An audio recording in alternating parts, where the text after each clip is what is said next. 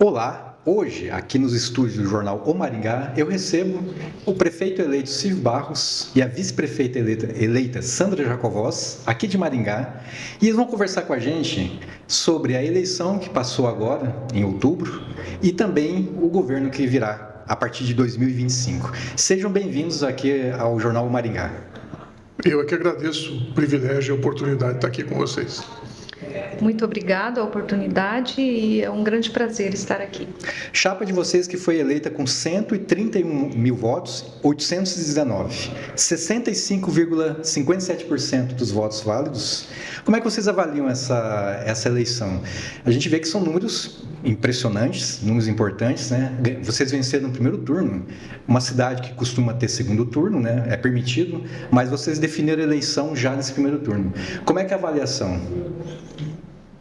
Bom, realmente para nós é um sentimento de gratidão mesmo, mas demonstra aí que a campanha ela foi muito intensa, fomos inclusive muito bem recebidos por toda a população, pelas instituições que nos receberam, as empresas, as igrejas. E esse número expressivo, ele demonstra uma grande confiança da população, o que nos remete a uma grande responsabilidade. É isso aí. E agora entregar o que a população espera.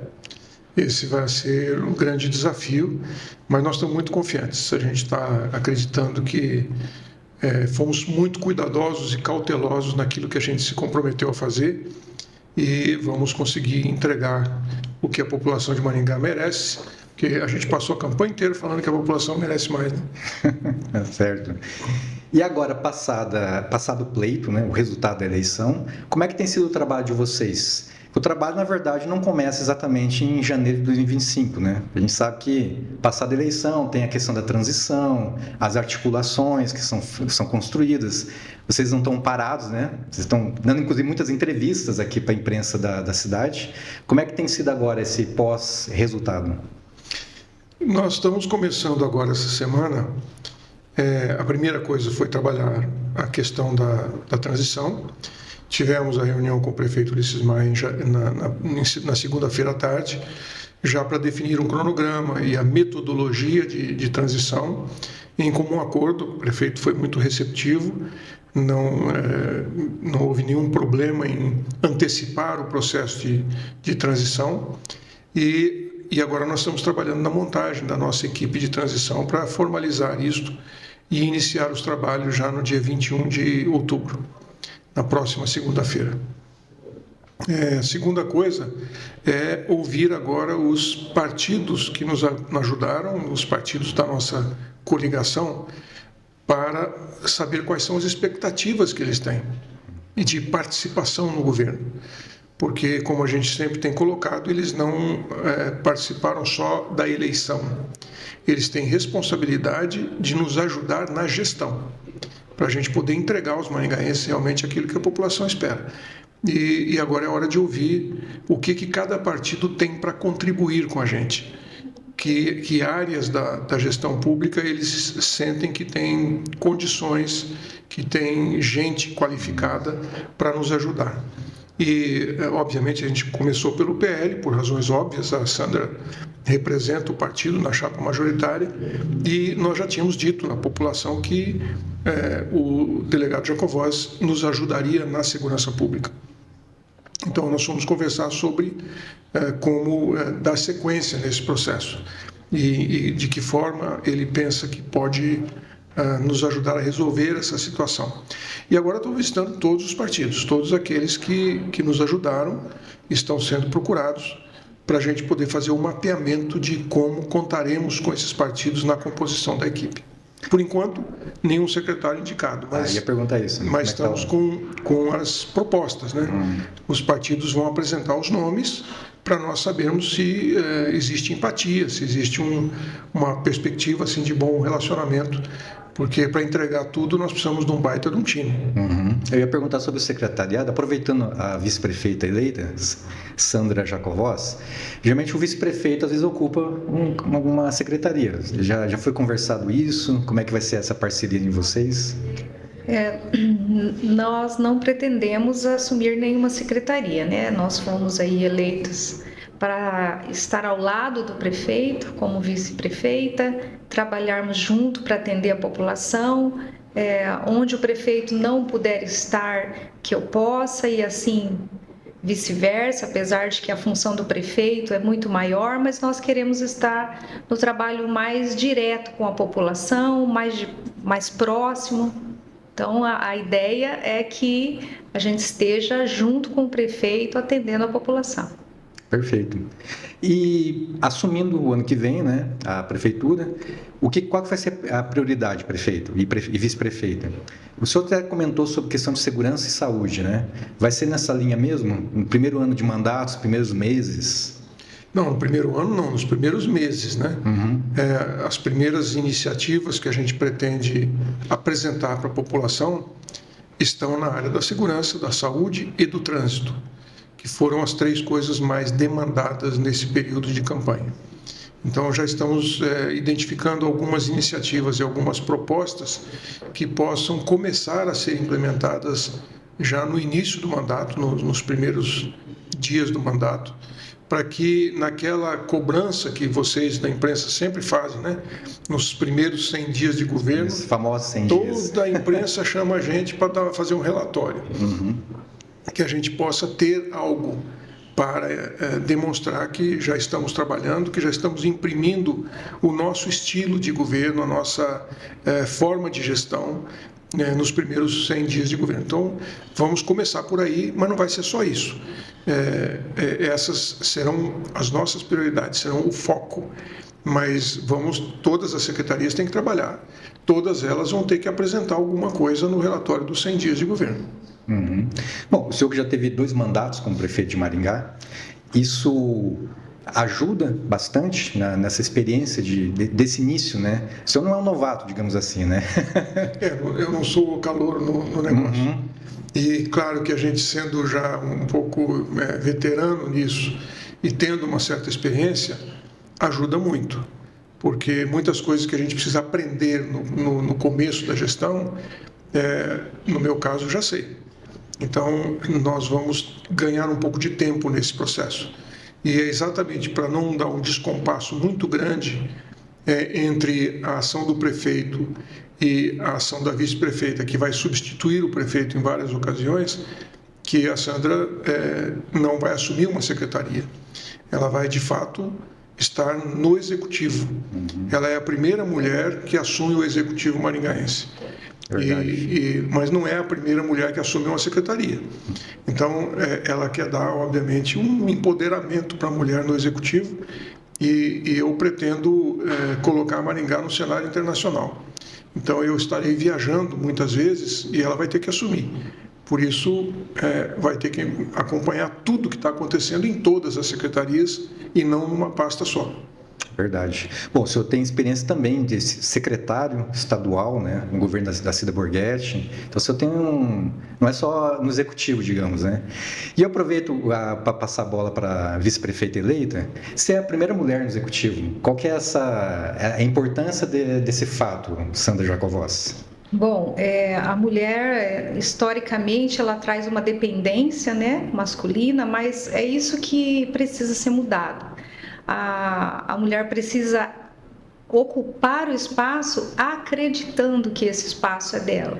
Normalmente a gente tem algumas dependências, a dependência ela é psicológica, mas isso vai daquilo que a gente tem como escolha de vida, os caminhos que nós precisamos, e o outro é a dependência financeira, que fica muito agregada e deixando a mulher muitas vezes em segundo plano. Mas a nosso objetivo é realmente fazer com que haja um ambiente que possa trazer essa possibilidade da mulher efetivamente conseguir essa liberdade financeira. E isso através de vários sistemas, como treinamento e apoio realmente no empreendedorismo, e para que ela possa então ser protagonista da sua vida e vir a trabalhar ao lado dos homens de nível igual. Perfeito, muito bem. Eu até toquei no assunto sobre a questão do secretariado, prefeito e vice-prefeito eleitos. Eu só queria fazer uma última pergunta nesse assunto. Pretende fazer uma reforma administrativa? As secretarias são suficientes que existem hoje? Ou são muitas? São poucas? Qual que é a ideia de vocês em relação a isso? O que se comenta, e da minha própria experiência como consultor e mentor de prefeitos, é que Maringá tem bastante secretarias, tem mais de 30 organizações com status de secretaria. E isso é muito. Porém, em nenhum momento da campanha, e nem agora, nesse momento, a gente fala em reforma administrativa. Nós esperamos que na transição e nos primeiros meses de governo, nós possamos entender por que essas secretarias foram criadas. E se efetivamente essas secretarias estão entregando à população de uma maneira mais eficiente, nós vamos manter. Se entendermos que está sobrando secretaria, está sobrando estrutura administrativa para o volume de entrega, aí a gente faz a reformulação. A reformulação de dentro das secretarias, os nossos parceiros, os secretários que assumirem, terão toda a liberdade de propor. Quando assumirem, chegarem lá e disserem, olha, eu prefiro que a secretaria funcione com uma estrutura um pouco diferente, uma mudança de nomenclatura, uma mudança de prioridade. Nós acreditamos que a equipe que vai nos ajudar vai saber propor isto e a gente está aberto para isso. Agora, fechar as secretarias, extinguir órgãos, só depois que a gente sentar lá e entender por que eles foram criados. Aí sim a gente avalia se justifica manter ou não. Perfeito. E de maneira geral, prefeito e vice-prefeito eleitos, né? Como é que vai ser, qual vai ser o norte da administração? A gente tocou aqui na questão dos primeiros meses, né? Os 100 dias, por exemplo, mais os 4 anos da administração. Qual é a marca, o legado que vocês querem deixar para Maringá? Eu não sei se ainda é muito cedo falar isso também, né? Não, eu acho que não, porque isto, obviamente, faz parte da motivação da gente de querer ter participado do pleito. Se a gente não tivesse nenhuma ideia, não tivesse nenhuma proposta, se a gente não tivesse uma visão do que a cidade poderia ser com a nossa contribuição, também não tinha por que ter saído candidato. Então, de fato, a gente tem, e essa é uma das razões pelas quais a gente diz que Maringá merece mais. Porque nós queremos entregar mais para a população do que a gente está recebendo hoje. E aqui não vai nenhuma crítica sobre o que nós estamos recebendo. Não é uma questão de dizer que estamos recebendo muito ou pouco. Nós só entendemos que a estrutura da cidade de Maringá permite que essa cidade vá mais longe. Que a gente possa ter uma cidade melhor e que entregue mais à população. E esse vai ser o nosso legado. A gente chegar no final do mandato e as pessoas olharem para o que a gente fez e dizer, valeu a pena, nós, de fato, estamos percebendo que podíamos receber muito mais do que a gente estava recebendo. Então, isto, eu diria, um legado do ponto de vista político-administrativo. Do ponto de vista físico, aí sim, aí temos legados desafiadores, como, por exemplo, duplicar o contorno sul. Isso é um legado que a gente quer deixar para as próximas gerações da cidade, uma obra transformadora, como foi o contorno norte, como foi o rebaixamento da linha férrea. Nós queremos deixar algumas obras que fazem de Maringá o antes e o depois. E aí temos legados físicos que estão no nosso plano de governo e que a gente pretende deixar também. Aquelas obras estruturantes que a gente costuma falar. Né? Exatamente, que fazem a diferença. Vai mudar o jeito da cidade ser, né? Exatamente, é a transformação, né? É o que a cidade era antes e o que ela será depois. E essas obras que estão hoje em atividade, caso elas não sejam terminadas, né, ou que elas estão em fases diferentes, né, de construção, como que vai ser o olhar de vocês para isso? A nossa intenção é de que o dinheiro público merece respeito. Esse dinheiro não pertence ao prefeito, ele é da população. Então, se foi aplicado recurso numa obra que não terminou, ela tem que terminar. Ela precisa cumprir o seu objeto social. Então, nós não pretendemos paralisar nenhuma obra e aquilo que está começado, licitado, vai ter que terminar. Aquilo que ainda não começou, a gente vai estudar. Aí nós vamos avaliar, vamos debater com a nossa equipe, vamos discutir um pouco com a sociedade. Em alguns casos a gente entende que isso é necessário para que a gente defina se é ou não aquela a melhor proposta. A gente percebeu algumas coisas, por exemplo, olhando para a cidade. Algumas praças foram totalmente revitalizadas. Investiu-se um bom dinheiro, a praça ficou bonita, ninguém está dizendo que está feio, não. Mas ela não é usada. A gente passa lá de manhã, passa de tarde, passa de noite, não tem ninguém. Né? Então, às vezes a ideia é boa, o projeto arquitetônico ficou bacana e tal, mas não era isso que a comunidade queria. Eles queriam um outro tipo de uso para aquele espaço. Então, aquelas obras que ainda não começaram, a gente quer conversar um pouco com a comunidade. Hoje existem ferramentas tecnológicas que nos permitem fazer o que se chama de urbanismo colaborativo, onde a gente discute um projeto com as pessoas que vivem no entorno para saber o que é que eles gostariam que tivesse naquele espaço para eles usarem. Não é para a cidade ficar mais bonita ou menos bonita, mas para que a comunidade use, afinal, o nome que se dá a isso é espaço público. Então, a gente quer aplicar esses conceitos de urbanismo colaborativo em alguns lugares onde o projeto ainda não começou. Aquilo que já começou tem que terminar. Ok. A gente não vai conseguir dar conta de todos os assuntos nessa entrevista, prefeito e vice eleitos, mas eu queria tocar em alguns, rapidamente, alguns equipamentos públicos da cidade, que muita gente critica, por exemplo, o Willie Davis, o estádio regional. O pessoal da área de esporte quer que tenha outro jeito, digamos assim. O que dá para pensar no caso do WD? Uma das propostas é uma concessão. A prefeitura concessionar o estádio para a gestão privada. Se a gente tem na cidade um time privado que vai bem, isto pode ser uma solução interessante.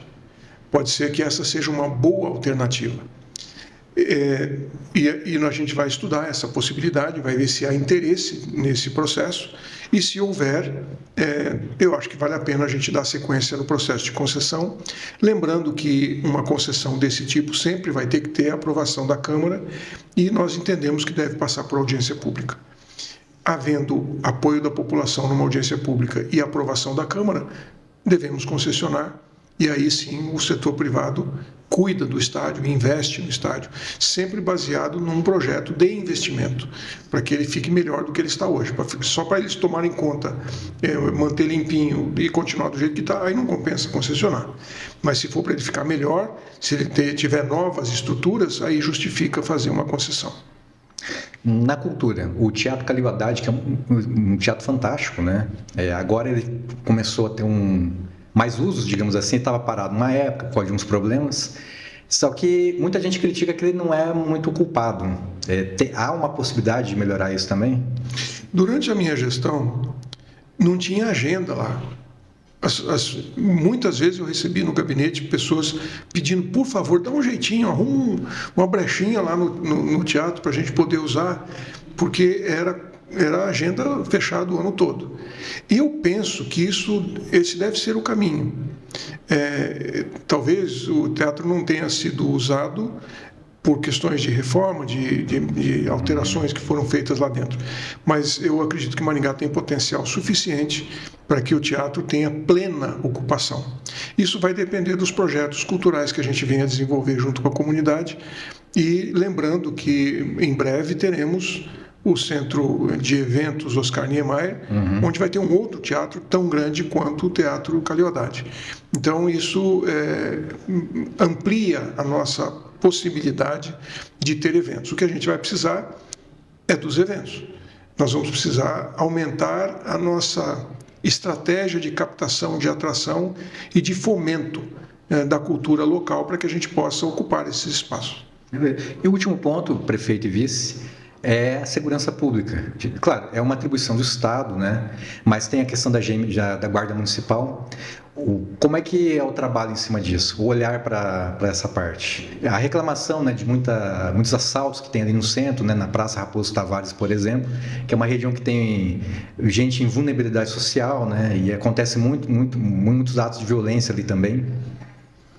Aí eu vou deixar a vice responder, porque ela que vai trazer a solução desse negócio aí. favor, Liz. Bom, nós temos uma parceria grande para trabalhar na segurança pública, né? O meu esposo é deputado, mas antes disso delegado por muitos anos, muito então conhecido. tem uma experiência, e juntamente com outras forças, outras lideranças vão estar colaborando na segurança pública de Maringá. Quanto às pessoas que estão em vulnerabilidade, que ficam no centro, realmente é um público muito sensível, é uma situação muito sensível, mas nós precisamos então lembrar de que nem toda aquela população ela está ali por um mesmo motivo, mas nós precisamos que as políticas públicas elas trabalhem de forma interligadas, para que possa atender, independente da área, da necessidade do cidadão que está ali. Tem algumas pessoas que estão ali que precisam de ser atendidas e não querem estar nessa situação. Então, elas precisam de um trabalho, elas precisam de alimento, precisam de um encaminhamento e assim será dado através da própria assistência social. Outros precisam de acolhimento e outros ainda de saúde, e ainda outros da própria intervenção da segurança pública. Então, todas essas pessoas serão atendidas e assim, com isso, nós daremos uma resposta para a população. Ok, então. Bom, prefeito eleito, vice-prefeito eleito, parabéns, né, pela eleição e desejo sucesso para a próxima administração, né, que virá. E obrigado pela presença aqui. Nós aqui agradecemos a oportunidade de estar aqui. E esperamos que no papel que a imprensa tem, vocês possam nos ajudar. Quando a gente merecer uma palavra de elogio, que assim seja, e quando a gente merecer uma crítica construtiva, que vocês também tenham toda a liberdade de fazer, porque a crítica sendo construtiva, vai nos permitir melhorar, vai nos permitir oferecer mais e corrigir qualquer falha ou deficiência. Então, a gente quer ter o canal aberto com vocês aqui permanentemente. Obrigado. Exatamente. Muito obrigado pela oportunidade e pode contar com a gente, que a gente conta com vocês. Ok, então, muito obrigado e obrigado a vocês.